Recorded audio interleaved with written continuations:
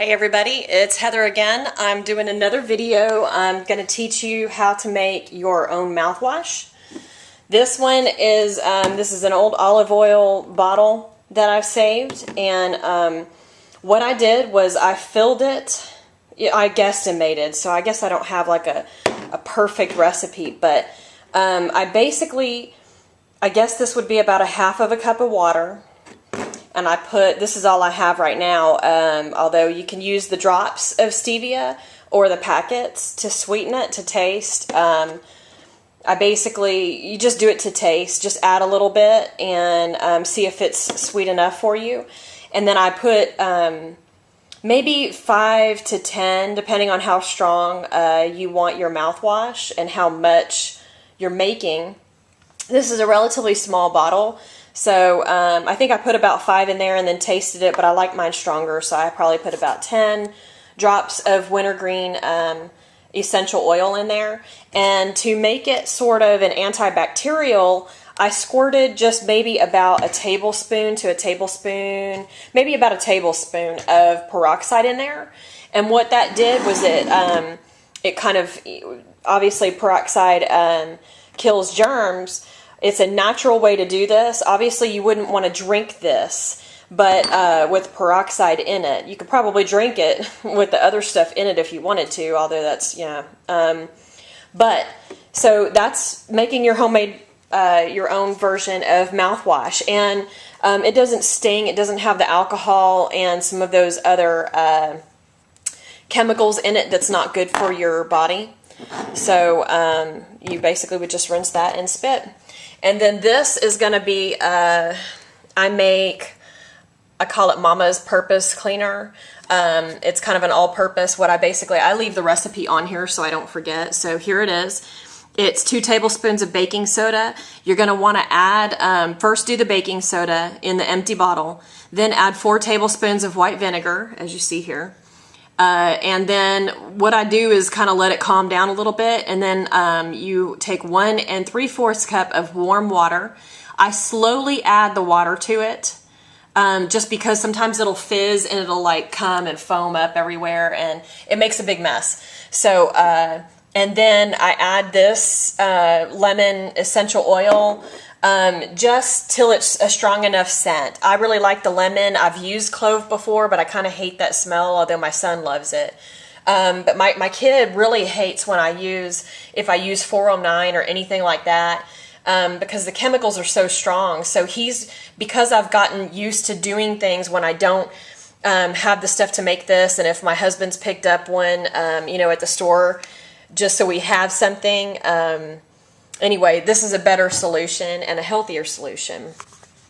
Here is soap, kind of giving you like a 4-for-1 or whatever. Basically, you would take your bars of soap. These are some that I did. This is shea butter soap. The mold that I put them in didn't really come out that great. So these were like my first batch ever. So basically what I did was I crushed it into pieces, which, most recipes tell you to go in and grate it with a cheese grater. You can do that, or you can just break it up if it's brittle like this was. If it's hard, which most soaps are, this one wasn't. It didn't turn out that great, but I figured I could still use it for liquid soap. So what I did was I took 2 bars of soap, which what you would normally take is 1 bar of soap, and grate it up, and then you're going to add it in your blender. Or Vitamix or whatever it is you've got. And I added 4 cups of warm water to it. Not hot, because hot, when it gets going, it'll build up the pressure and it'll blow the top off or kind of explode in your kitchen. You don't want to use cold, because warm just works best. It kind of melts the soap a little bit and gets it working. And so what I did yesterday was I did that, and I blended it up, and it gets real foamy, and it foams all the way to the top. And just leave it sitting there for 24 to 36 hours. Hang on, let me let you stare at that for a second while I get... And this is what it will wind up coming out to is, see how this is kind of thick? You can see it. When you let it sit there long enough, it thickens up. And a trick that I learned recently is if, say it should thicken up enough. If you want it thinner, then you'll add more water and wait. But a trick that I learned with the next recipe, let me just finish that one. So that's basically how you make liquid soap. Okay, liquid soap. And then let's move on to how I made my own bubble bath. So I took, this is an old coffee creamer container. What I did was I took, I believe it was, you just use shampoo, whatever shampoo that is your favorite. We use Jason's or something more natural without all of the parabens and propylene glycol and some of that stuff in it. So I took, I'm trying to remember the recipe now, sorry. I took 3/4 of a cup of water and 1/2 of a cup of shampoo, and I added them to the blender. And what else did I add in there? And I added 1 to 2 teaspoons of salt. Okay, that's something that I didn't know, was that salt will cause this to thicken up. As you can see, when I first put it in there, like it does, like all soap does, when you blend it, is it got all super foamy, and I filled up like a billion containers thinking this is going to make a ton. But once the bubbles calmed down, then I just added 2 of these bottles together to make this. This is bubble bath that I made for Nathan, for my little boy, that he's going to love. You could add food coloring to it. I kind of tend to stay natural just because I don't think that's necessary, and it soaks into your skin just like it would in your stomach, and not good for you. So, but now he has bubble bath, and that is a super cheap way to do it, and a less chemical. It's more of a chemical-free way to make your own bubble bath. And here's a trick. Sorry, I'm throwing like 10 in one. But this is a trick that I learned. My old job, they order these Dial foam soaping dispensers, and when they're through using them, they throw them in the trash. And so I ask them to keep them for me.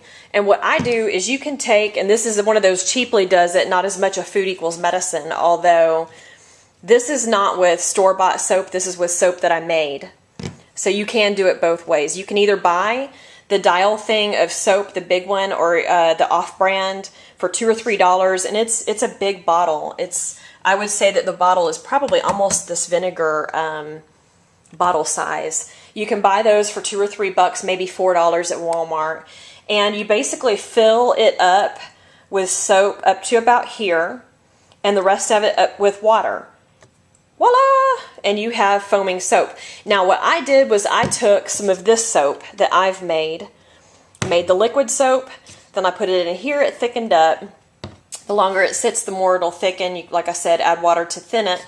What I did was I took some of this and I filled it up to here, and I added water. And it foams. It doesn't foam quite as awesome as the store-bought stuff, because the store-bought stuff has all kinds of nasty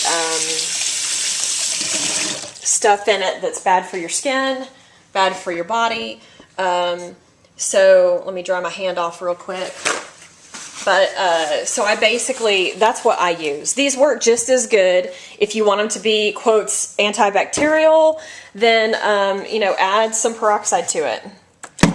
That's what I do. I add just a tiny bit, not too much, because then you'll feel it stinging on your hands if you put too much of it in there. But anyway, I guess this is getting long enough, and you got like 5 recipes in this video. So I hope everybody has a great day. Enjoy.